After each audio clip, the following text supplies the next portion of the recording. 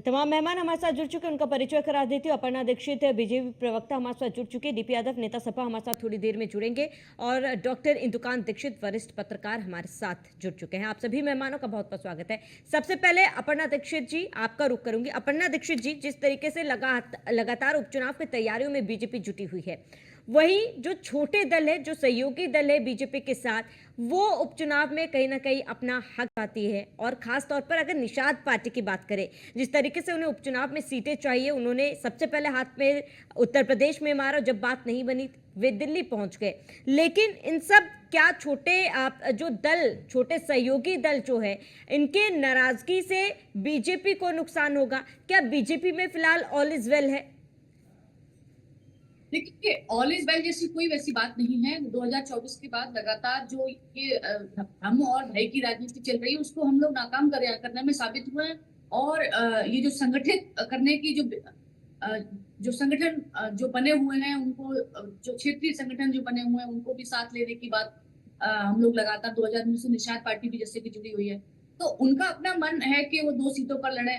अब देखो, शीर्ष नेतृत्व और वो लोग दोनों मिलकर क्या आपस में निर्णय लेते हैं, ये तो जब सीट्स डिक्लेयर होंगी तभी मालूम पड़ेगा। मांझा और कटेरी उनके लिए इसलिए महत्वपूर्ण है क्योंकि आने वाले समय में 2022 में उन्होंने इस पर इलेक्शन लगा था, तो उनको लगता है कि वो लड़ सकते हैं। लेकिन भारतीय जनता पार्टी के लिए इन सीट्स का, जो भी ये 9 सीट्स पर इलेक्शन हो रहे हैं, महत्वपूर्ण हर एक सीट है, क्योंकि इसी को मद्देनजर रखते हुए हम आगे बढ़ेंगे और 2027 का चुनाव लड़ेंगे। तो ये उपचुनाव को कहीं ना कहीं एक तैयारी के रूप में देखा जा रहा है, हम लोग इसलिए महत्वपूर्ण है। तो इस पर पूरा डिस्कशन, विचार विमर्श होगा। अब देखो शीर्ष नेतृत्व तो क्या हल निकालता है इस बात का, ताकि हमारे जो घटक दल है वो भी नाराज ना हो और हमारे साथ जुड़े रहे, किसी को कोई निराशा का भाव पैदा ना हो, सभी एक साथ रहें, संगठित रहें, यही हमारा प्रयास होगा। भारतीय जनता पार्टी हमेशा यही प्रयास करके रखना चाहती है। जी श्रावणी जी।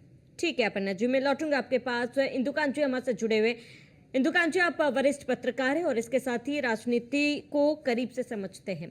ऐसे में जिस तरीके से जो सहयोगी दल है बीजेपी के उत्तर प्रदेश में, उनकी कुछ डिमांड है उपचुनाव को लेकर। अगर संजय निषाद की पार्टी की बात की जाए तो वो 2 सीटें डिमांड कर रही थी, जब नहीं मिला तो वो दिल्ली का रुख कर लिए। आपको लगता है कि आने वाले समय में इसका असर, अगर उपचुनाव में दोनों पार्टियों के बीच कोई बात नहीं बनती, तो क्या आने वाले चुनावों में इसका असर देखा जाएगा पार्टी के गठबंधन में? जी नमस्कार श्रावणी जी, हमारे को पैनलिस्ट को भी मेरा नमस्कार। श्रावणी जी देखिए, ये जो जिनको हम छोटा दल और क्षेत्रीय दल मानते हैं, ये ही आगे चल के कई बार बड़े दल भी बनते हैं। और आपको मालूम है कि देश की बहुत सारी पार्टियां प्रारंभ में 1-2 सीटों पर ही थी और बाद में वो अपनी मेहनत से, अपनी शिद्दत से, अपने सिद्धांतों की लड़ाई करती हैं, तो धीरे धीरे बड़े दल के रूप में परिवर्तित हो जाती है। लेकिन आपने जैसा आपकी शुरुआती उसमें कहा, विस्तार में जो आपने चर्चा की कि किस तरह से संजय निषाद जी की पार्टी, पहले संजय जी स्वयं बसपा में थे, फिर कैसे वो मतलब एक जो टाल कोट इनको माना जा सकता है कि किसी भी पार्टी के साथ जाएंगे अपनी सत्ता की भूख मिटाने के लिए, ज्यादा से ज्यादा सीट लेने के लिए, वो प्रवृत्ति इनके में। और जो भाजपा के सहयोगी दल में ओम प्रकाश भर की राजभर की पार्टी है, उसमें आप देख सकती हैं। और ये लोग मौका, कोई भी मौका नहीं चूकते हैं। अगर इन्हें लगेगा कि कल को समाज मजबूत है, तो मैं पक्का कह सकता हूँ कि उनके साथ चले जाएंगे।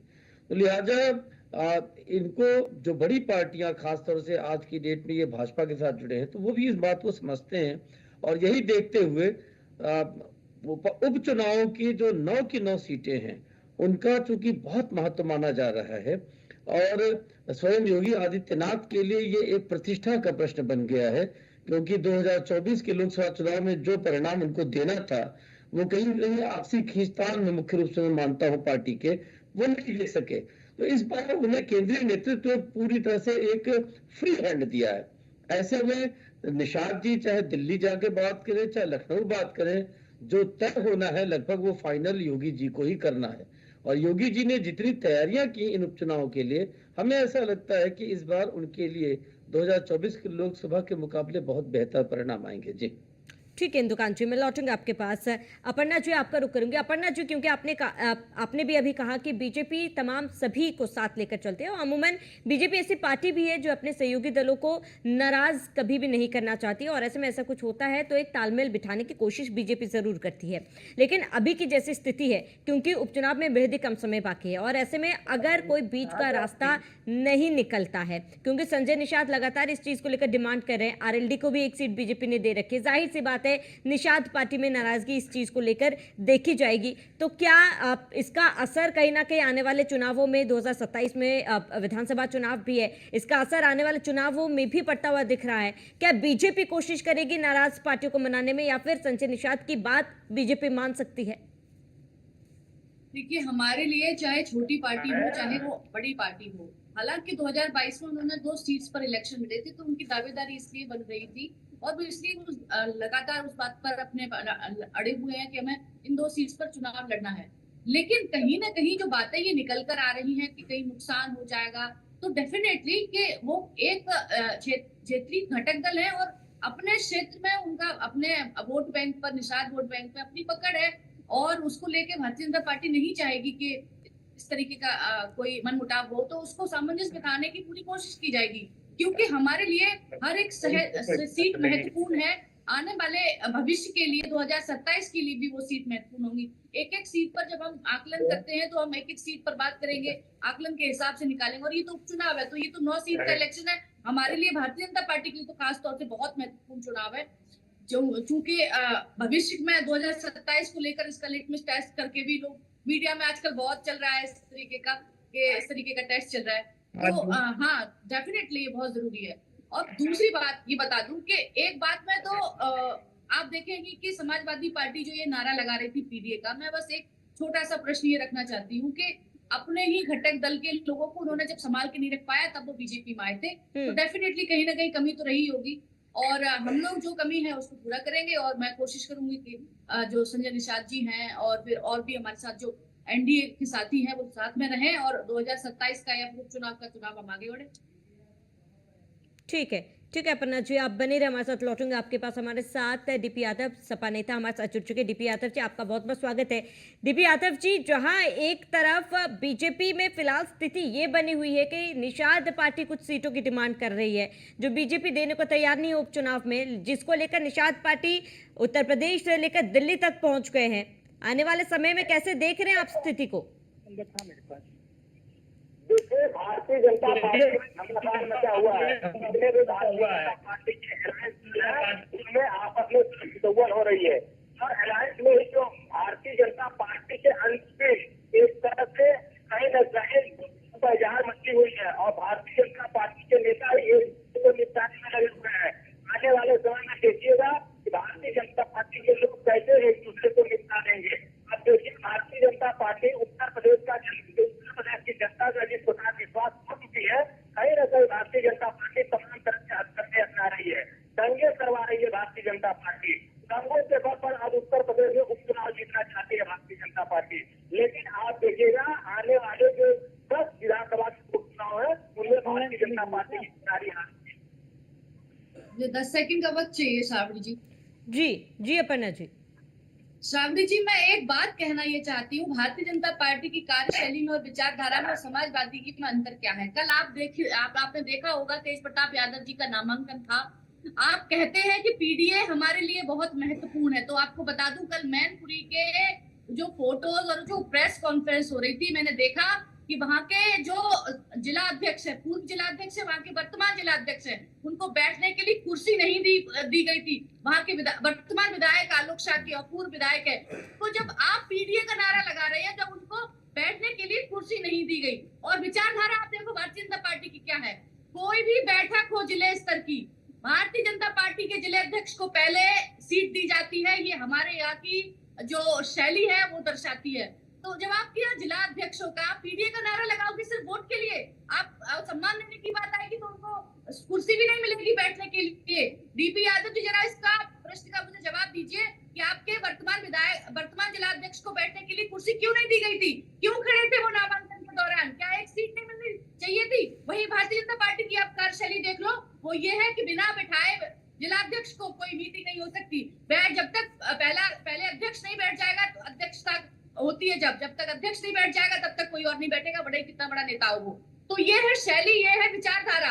तो आप हमें मत बताओ। और आपका जो नारा पीडीए है वो फ्लॉप है, डीपी यादव जी, उस पर बात करो। जो आपने पीडीए का नारा दिया था, कांग्रेस उसको हथियाने की कोशिश कर रही है। आप तो अपनी जमीन बचा लो, वही बहुत है। बिल्कुल डीपी यादव जी, अपर्णा यादव के सवाल का तो जवाब दें, लेकिन इसके साथ ही क्योंकि आप फिलहाल जिस तरीके की स्थिति बनी हुई है, देखिए बीजेपी अपने नाराज कार्यकर्ताओं को मना लेती है, लेकिन अभी भी अगर समाजवादी पार्टी और कांग्रेस की बात की जाए सीटों को लेकर, उनमें आपसी सहमति अभी तक पूरी तरीके से नहीं बनी है। देखिए, हमारे बीच सीटों की सहमति बन चुकी है और आपको याद है मुगा कि किस प्रकार से 2024 के लोकसभा चुनाव में भी तमाम तरह के रूमर फैलाए गए थे, तमाम तरह की भ्रांतियां फैलाने का काम किया जा रहा था, लेकिन समाजवादी पार्टी और कांग्रेस एक साथ मिलकर के चुनाव लड़ी और भारतीय जनता पार्टी को हराने का काम किया था। और अपर्णा दीक्षित जी बोल रही है कि आपने इनको सम्मान नहीं किया, उनको सम्मान नहीं किया। अरे आपने तो डिप्टी सीएम केशव प्रसाद मौर्य को स्कूल मंत्री बना दिया और आप हमारे ऊपर कहीं न कहीं सवाल उठाने का काम कर रही हैं। तो जिनके घर स्वयं के शीशे को हो, वो दूसरे के घरों पर पत्थर नहीं चला सकते। अपर्णा जी, आपने तो पिछड़े दलितों, दलितों, किसानों, मजदूरों, नौजवानों को झगड़े का काम किया है, उनका वोट ले लिया है, लेकिन जब उनको अधिकार देने की बात आई, उनको सम्मान देने की बात आई, तो आपने उनको दुत्कारा, उनको अपमानित किया। ये प्रदेश ही नहीं, पूरा देश देख रहा है। अपर्णा जी, तो आप पिछड़ों के हाथ जी, आप पिछड़ों के बारे में बात मत करिए। अब आप फोन पर ये दिखाई नहीं दे रहे हैं। सबसे पहले तो डीपी यादव जी, आपकी आवाज मेरे तक कम पहुंच रही है, पर मुझे जो सुनने में ये आ रहा है कैसे प्रसाद मौर्य जी के लिए आपने कुछ बोला है।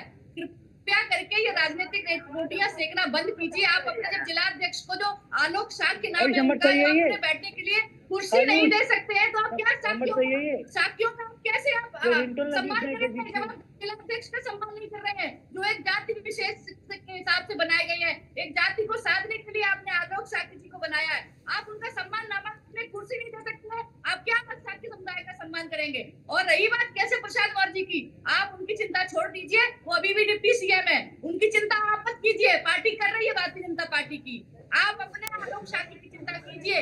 आप ही पीडीए का नारा दे रहे थे, आप तो पीडीए ठीक है, सम्मान नहीं हो रहा है। ठीक है अपर्णा जी, आप बने रहे हमारे साथ। इंदुकान जी, आपका रुख करूंगी। इंदुकान जी, दोनों ही पार्टियों को सुना, लेकिन ये जो छोटे दल के नेता है, जो क्षेत्र दल के नेता है, जब वो गठबंधन की बात करते हैं तब तमाम जो भी शर्तें रखी जाती है उसको मानने के लिए तैयार हो जाते हैं। जब गठबंधन हो जाता है, चुनाव का समय आता है, तो वो एक तरीके से यूं कहे कि सौदेबाजी पर उतर आते हैं। ये सौदेबाजी उन तमाम क्षेत्रीय दलों को कितना फायदा पहुंचाएगा? आपको क्या लगता है कि क्या ये जो सौदेबाजी है वो वाकई में सही है? श्रावणी जी, देखिए, आदर्श स्थिति जो है उसमें सौदेबाजी नाम की चीज होती नहीं है। गठबंधन सहयोग सहभागिता से होता है और दिलों के जुड़ने से गठबंधन बनता है।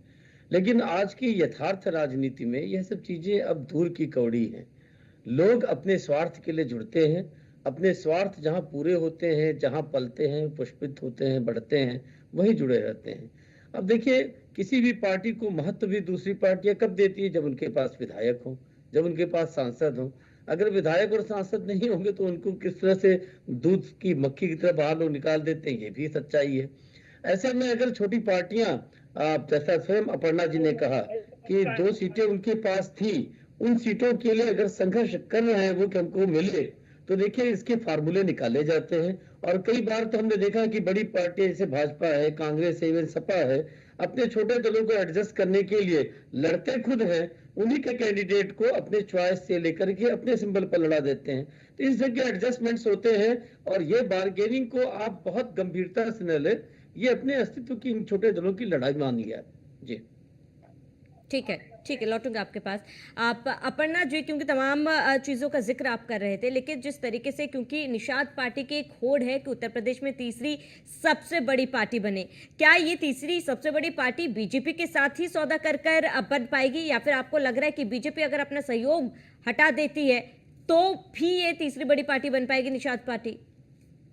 देखिए, कोई भी पार्टी जब छोटी पार्टी है तभी वो बड़ी पार्टी बनती है। इंदुकान जी दीक्षित जी ने बताया अभी। मैं आपको बता दूं, हर किसी की अपनी पार्टी को बड़ा करने के लिए लोकतंत्र है ये। आप लोकतंत्र के इस पर्व में हमेशा स्वतंत्र पाए जाते हैं। अपनी पार्टी को बड़ा करने के लिए लोग कोशिश करते हैं और एक सच्चे नेता को कोशिश करनी चाहिए, जो कि वो कर रहे हैं। तो ये तो अच्छी बात है, अपनी पार्टी को बड़ा करने की कोशिश उनको होनी चाहिए। रही बात कि उनसे हमारा नुकसान है या फायदा है, ये शीर्ष नेतृत्व को तय करने दें श्रावणी जी तो ज्यादा अच्छा है। हम और आप बैठ के डिबेट पर तो तय कर नहीं पाएंगे। उनके आपस की मंशा क्या बनती है, ये तो आने वाले 1-2 दिन में जब लिस्ट जारी होगी तब पता लगेगा। फिलहाल मुझे ऐसा लगता है कि हमारे लिए उपचुनाव बहुत अहम है और उपचुनाव की हर सीट अहम है, तो उस पर सोच विचार बहुत गहनता से हो रहा है और गहनता से होने के बाद किसी को नाराज भी नहीं किया जाएगा, इतना भी मैं डेफिनेटली कह सकती हूँ। ठीक है अपर्णा जी, आपका जुड़ने के लिए बहुत बहुत शुक्रिया। इंदुकान जी, आपका जुड़ने के लिए बहुत बहुत शुक्रिया। डीपी यादव जी, आपका भी जुड़ने के लिए बहुत बहुत शुक्रिया।